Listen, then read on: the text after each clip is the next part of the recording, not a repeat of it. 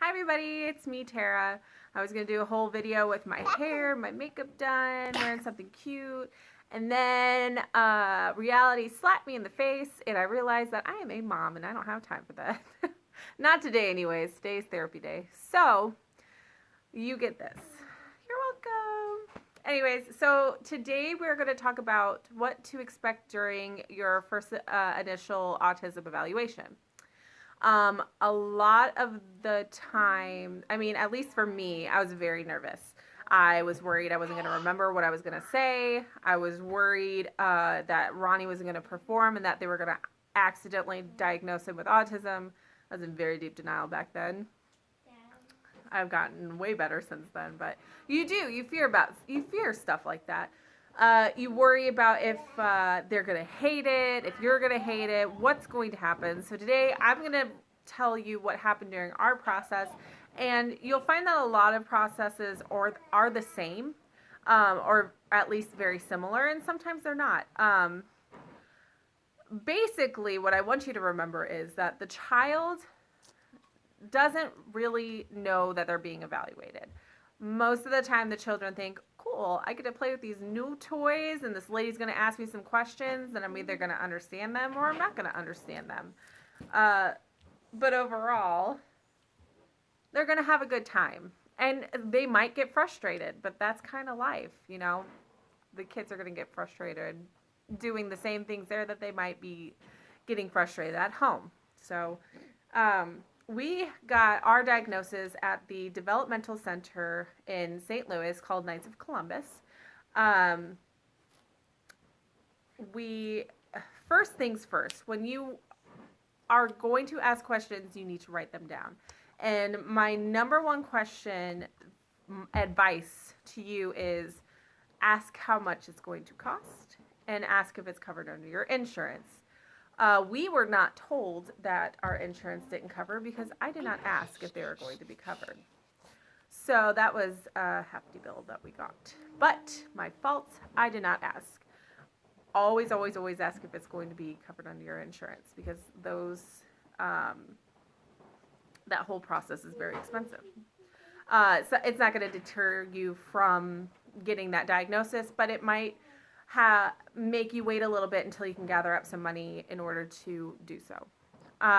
So you go into this wonderful building, and I say wonderful, but I mean, sometimes it can be a little drab, but you go into a building, you get them signed up, you wait for them to call your name. They put you into this kind of little room, and they'll have toys and a desk, and they'll kind of watch your child play with these toys, and then they'll call you over, and then they'll have them do specific things with these toys. Or they'll ask you ask the children questions and see what their response is. The whole process takes probably about an hour to do so, and then it takes 20 to 30 more minutes to give you the results. When Ronnie got tested, we had to do it twice. The first time he got tested, it was to see if he even needed to take the autism test, or the test to get him diagnosed. Sorry, I'm a little distracted. So then he went to see where he scored on their charts, whether he needed to be tested for autism or not. And he skated on that line, but he needed to go for further testing. So he had to go back probably a couple months later.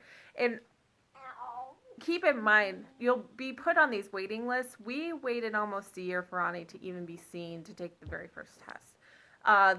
Unfortunately, the process is very, very, very slow.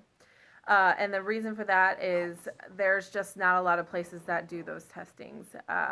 We only have one around the area that was even close to us. So a lot of people have to travel hours to even find places that will diagnose for autism. So anyways, once the testing's done and they play with their toys and they do these commands and everything, they then pull you into and it looks like a doctor's office. they'll have like a little, and it depends on where you're at, but ours had like a table where he can sit on that was in the shape of a fire truck. And the actual doctor, a pediatric doctor comes in, and she did some physical tests with him to see if he had any like abnormalities or tics or limps or anything like that. And once she conducted those tests, she then got together with the ladies that conducted the other tests, and they got together and put all of their numbers together and came out with Ronnie was diagnosed with autism spectrum disorder. He's behind on cognitive skills. He's very behind on speech. He has a lot of characteristics of autism, as hand flapping, no eye contact or very little eye contact, lining things up in a row. I mean, there was just a lot of things that pointed to autism. And like I mentioned before, I was in denial for a very long time. I just thought that they were quirks. And sometimes they are just quirks, but in our case, it was signs that showed that Ronnie had autism. So, my suggestion, or I guess advice, is write down your questions.